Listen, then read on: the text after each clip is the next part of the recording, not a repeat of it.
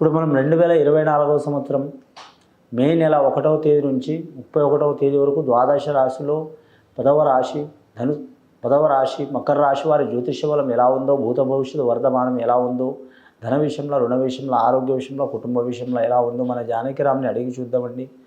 జానకిరామ్ మకర రాశి వారి జాతక బలం ఎట్లా ఉంది, యోగ బలం ఎట్లా ఉంది, చదువు, విద్య, ఉద్యోగం, పర్సనల్ లైఫ్, వ్యాపారం, తరించిన కార్యం, ఆరోగ్య బలం, సంతాన బలం, కుటుంబ బలం, విదేశాన యోగ బలం, రాజకీయ రంగ యోగ బలం ఎలా ఉందో చూడు జానకిరామ్. అనుకున్న పని అవుతుందా కాదా, చేసే పనులు ఎలా ఉంటుంది చూడు తీ.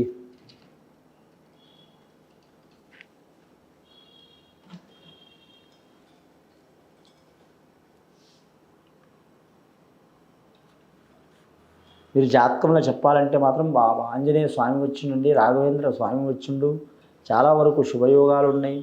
అలాగే మాత్రం సత్యనారాయణ స్వామి వచ్చిండు, లక్ష్మీదేవత వచ్చింది వీరి పేరు మీద. ముఖ్యంగా మకర రాశి వారి జాతకంలో చెప్పాలంటే మాత్రం చాలా వరకు విపరీతమైన పరిణామాలు ఉన్నాయండి. ఎల్నాటి శని ప్రభావం చాలా ఉంది వారి జాతకంలో. ఎల్నాటి శని ప్రభావం ఉన్నందువలన మాత్రం చాలా వరకు ఆటంకాలు ఉంటాయండి. ఎల్నాటి శని ప్రభావం మాత్రం 7.5 సంవత్సరాలు ఉంటుందండి ప్రతి రాశి వారికి. ఏ రాశిలో 7.5 సంవత్సరాలు ప్రారంభమవుతుందో మొదటి పొంగు ఉంటుందండి. 2.5 సంవత్సరాలు పొంగు అంటే మాత్రం పాలు పొంగినట్టు ధనం కలిసి వస్తుంది వీరికి.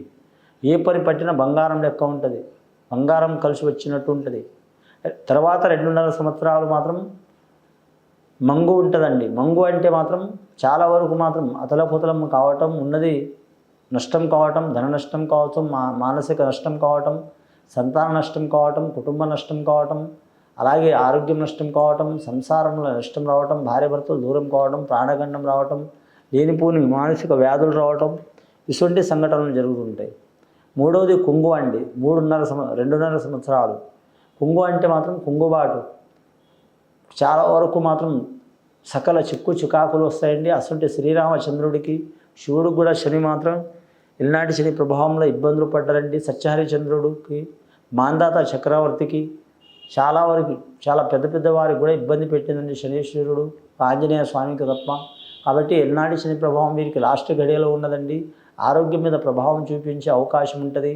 ముఖ్యంగా శ్రవణ నక్షత్రం, వెంకటేశ్వర స్వామి నక్షత్రంలో పుట్టిన వారు కూడా ఇబ్బందులు తప్పవు, ధనిష్ట నక్షత్రంలో ఉన్న వారు కూడా ఇబ్బందులు తప్పవు.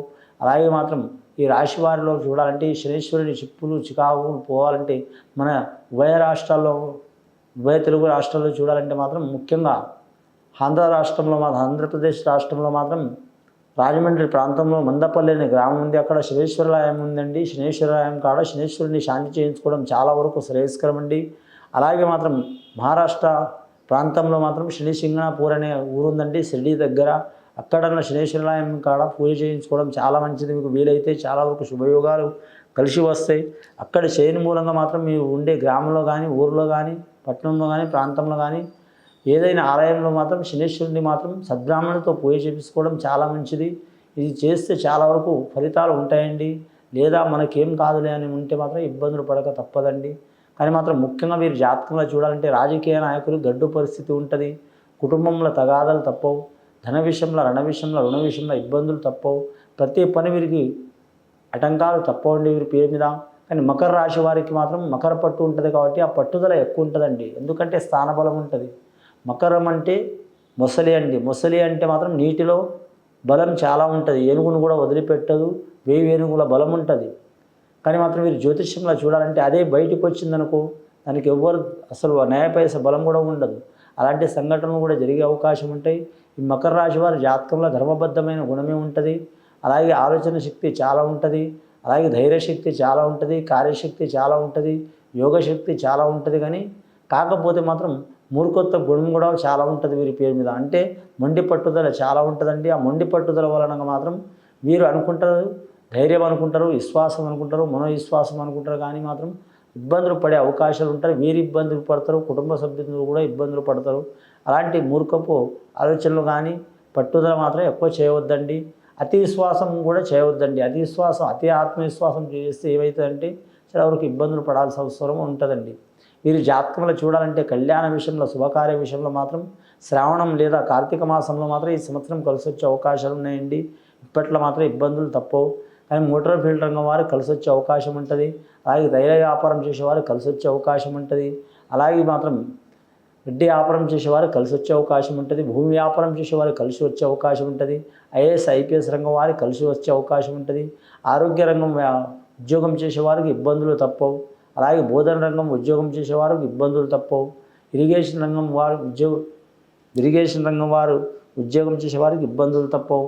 నమ్మిన వారు ఇబ్బందులు పెట్టే అవకాశాలు ఉంటాయి. గత కొన్ని సంవత్సరాల నుంచి పడుతున్న బాధలు, చిక్కులు, చికాకులు, దారిద్ర్య బాధలు తొలగిపోవాలంటే సద్బ్రాహ్మణులతోని శనీశ్వరునికి మాత్రం పూజ చేపించుకోవడం చాలా మంచిదండి. ఇది విని చూసి ఆచరించే వారికి గొప్ప ఫలితాలు కలుగుతాయండి. శుభం భూయత్.